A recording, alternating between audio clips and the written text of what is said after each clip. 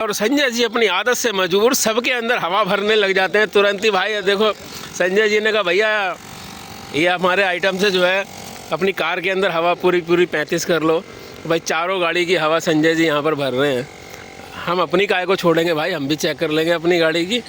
और अब बात करते हैं भाई वीएस के भाई से। तो दोस्तों अब वापस चाय वाय पी के हम आ गए हैं और भाई कुछ महत्वपूर्ण बातें हमें वीएस के भाई से पूछनी है इसके बारे में। भाई आखिर ये ली क्यों? देखो मिश्रा जी, ऐसा होता है हर चीज़ में ना बदलाव बहुत ज़रूरी है। हाँ। कोई भी फील्ड हो। तो अब बाइक में हम क्या बदलाव कर सकते थे, जैसे मैं क्या सोचता था एक टाइम पे बाइक पे, जैसे कि भाई मैं अगर यहाँ काम कर रहा हूँ तो मैं कोलकाता जाके भी करूँ, मैं वहाँ जाके भी करूँ, ऐसा सोचता था। हाँ। बट एज फैमिली है मेरे साथ तो बैचलर वाली ज़िंदगी नहीं हो पाती है। मैं कई बार करा हूँ, मैं कानपुर जाके बनाया हूँ वीडियो, बोकारो में बनाया हूँ, क्योंकि वो मेरा जाना आना था इसलिए, लेकिन स्पेशल सोचता तो नहीं। तो मैंने सोचा कुछ बदलाव चाहिए लाइफ में, तो क्या करा जाए। और मैं सेविंग बहुत पहले से कर रहा था कुछ बड़ी चीज़ लेने के लिए।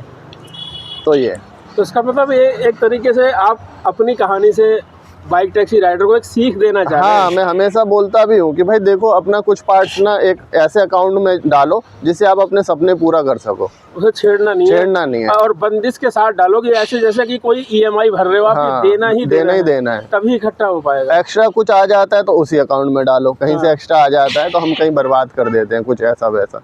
नहीं, ऐसे मत करो क्योंकि फिर दिक्कत आती है फ्यूचर में। तो वो धीरे धीरे जो भी इकट्ठा किया आज उसका ये फल है कि आज आप जो है बाइक टैक्सी से, बाइक से आज आप कार के अंदर आ गए। बिल्कुल। अच्छा, जैसे आपने 2-3 दिन आई थिंक कैब चला ली है, तो आपको क्या एक्सपीरियंस लगा, क्या फ़र्क लगा दोनों में, बाइक टैक्सी में और इस कैब लाइन के अंदर काम करके?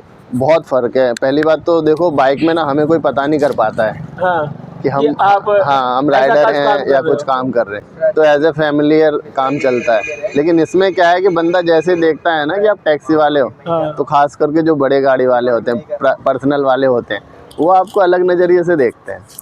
अच्छा, वो फील आने लगती है आपको कि आप, ऐसा लगता है ये तो हो गई अननोन की बात। अब मैं आता हूँ नॉन की बात। नॉन कौन? जो हमारे साथ बैठ के जा रहे होते हैं पैसेंजर। अच्छा। वो भी ऐसे करता है जैसे कि उन्होंने गाड़ी बुक नहीं करी है, उन्होंने आपको बुक कर लिया, आपको खरीद लिया पूरे गाड़ी के साथ।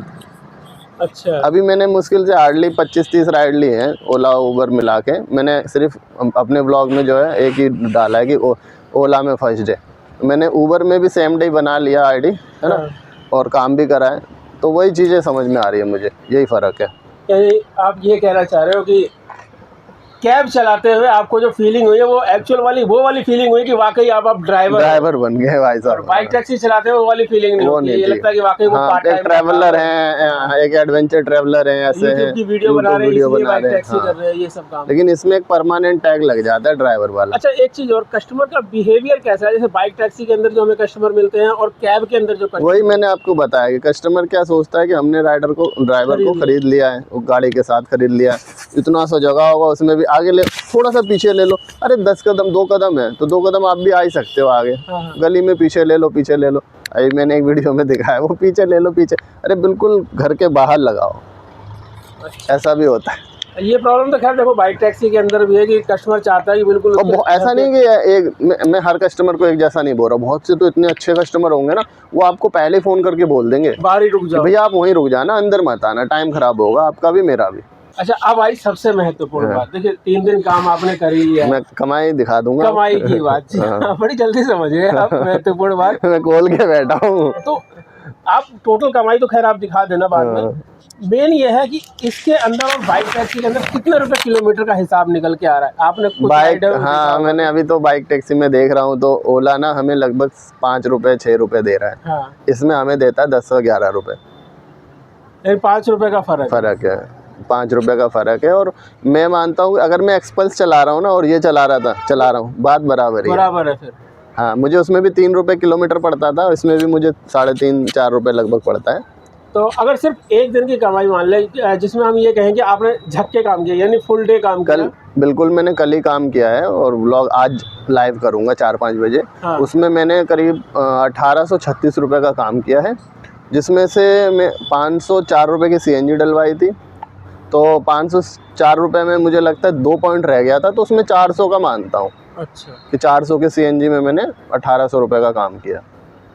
और टाइम की बात करूं तो लगभग 10-11 घंटे दिए थे कल। 10-11 घंटे के अंदर अगर खर्चा काटने के बाद करें तो 1200 रुपये। 1200-1300 नहीं, ये रुपये। तो वही वाली बात हो गई जो बाइक टैक्सी के अंदर सारे यूट्यूबर बोलते हैं कि भाई 10 घंटे काम करो तो 1000 रुपये का काम, यानी कि पर घंटा 100 रुपये। और एक चीज़ है मिश्रा जी, देखो मैं ये नहीं कहता, अभी तो मैं नया हूँ, पहली बात अभी मुझे काम का पता भी नहीं है ज़्यादा, लेकिन जो नया होता है ना खास करके इस लाइन में, वो मेहनत ज़्यादा करता है। हाँ। बहुत मेहनत करता है। जो पुराना होता है ना वो कामचोर होता है, वो क्या करता है, यहाँ की अरे नहीं लूँगा, अरे यहाँ की अरे नहीं लूँगा, अरे इतना मिल रहा है। और नया बंदा क्या करता है, यहाँ की उठा के लेके जाऊँ, उसे एक एक्साइटमेंट होती है हाँ। कि राइड आ गई चल यार ये उठा। उसे एक्चुअली सबसे बड़ी बात ये होती है, जैसे अब बाइक टैक्सी की बात करें दोस्तों, तो हम लोग भी ना बहुत सी राइडें ना इग्नोर करते हैं, ये देख के अरे वहाँ जा रहा है छोड़ यार ये नहीं उठाऊंगा। ऐसे ही कैब के ड्राइवरों के साथ भी है, वो भी क्या करते हैं, वहाँ की ट्रिप है, नहीं भाई वो तो जाम वाला इलाका है, इस तरीके से वो बहुत मिस मारते हैं। लेकिन जो नया ड्राइवर होता है ना, वो बस राइड उठाता रहता है,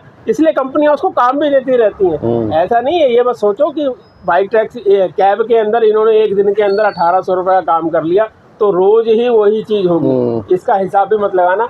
इनके व्लॉग देखते अब जैसे आज ही का ले लो, अब आज ही ले लो, आज हमारे दोस्त यार मिलने आए ये कुछ, तो अपन टाइम दे रहे हैं एक दूसरे को, है ना, तो उसमें क्या, अब मैं शाम को चलाऊंगा, है ना, तो शाम को मतलब मैं आधी CNG काट पाऊंगा मुश्किल से, तो उसमें क्या एक्सपेक्ट करोगे आप, बाइक से मैं 300 करता हूँ, इससे मैं 600-700 रुपये करूँगा, यही तो करोगे आप। अब आप पहले से सोच लोगे कि भाई ये कैब निकला हूँ तो मैं 2000 ही घर लेके निकलूँगा, तो वो मेंटली प्रेशर है, इसीलिए मैंने इसको कैश में लिए। हाँ, अब आए मेन मुद्दे पर कि आपके हिसाब से क्या होना चाहिए। मान लो देखो, बाकी दुनिया की बात नहीं कर रहे हम लोग, इस लाइन के हैं, बाइक टैक्सी लाइन के हैं, कैब लाइन के हैं, तो अगर हम ये बोले कि आप क्या राय देना चाहते हैं अपने बाइक टैक्सी राइडरों को।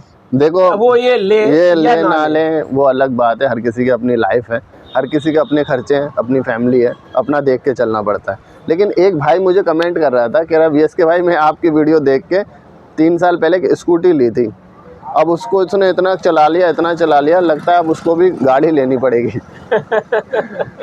तो ऐसे बहुत से लोग सोचते होंगे कि यार ये भाई ने ले लिया तो क्यों ना हम भी ले लें, धूप में बरसात में आंधी तूफान है ना होती है, बहुत बचत होती है, तो उसके हिसाब से सही है कि नहीं है। देखो शुरू में मुसीबत तो आती है हर काम में, मुझे भी आ रही है ना, लेकिन एक मुसीबत है, अगर उससे आपने छुटकारा पा लिया तो ज़िंदगी में कोई प्रॉब्लम नहीं आएगी, वो है फाइनेंशियल। सबसे पहले तो आप जोड़ो पैसा, ज़रूरी नहीं कि यार आप नई गाड़ी लो। लोग मुझे बोलते भाई नहीं ये दिक्कत आएगी वो दिक्कत, कोई दिक्कत नहीं होती, नई में भी आप लगाते हो पैसे तो पुराने में लगा लो। मेरा मानना ये है कि जो काम कर सकते हो ना एक बार में कर लो, उससे आप टेंशन फ्री रहते हो। तो आपका कुल मिला के दोस्तों ये है इनका हिसाब किताब कि देखो, अगर आप बाइक टैक्सी से कैब की लाइन के अंदर आना चाह रहे हो तो भाई बचत करो, और बचत करने के बाद कोई अच्छी कंडीशन की, जैसी अच्छी कंडीशन की इन्होंने ली है, क्योंकि हमने भाई इनकी गाड़ी को चला के भी देख लिया, आगे पीछे से खोल खाल के भी देख लिया, टायर वायर भी देख लिए, सब कुछ देख लिया, इंजन चेक कर लिया, हमें ये गाड़ी बहुत ही परफेक्ट लगी है। तो इस तरह की परफेक्ट गाड़ी कोई आप खरीदो, और जैसे इन्होंने आई थिंक 3 के अंदर खरीदी है आपने, 3 के अंदर, तो 3 लाख के अंदर इन्होंने गाड़ी खरीदी है, 2019 मॉडल है ये।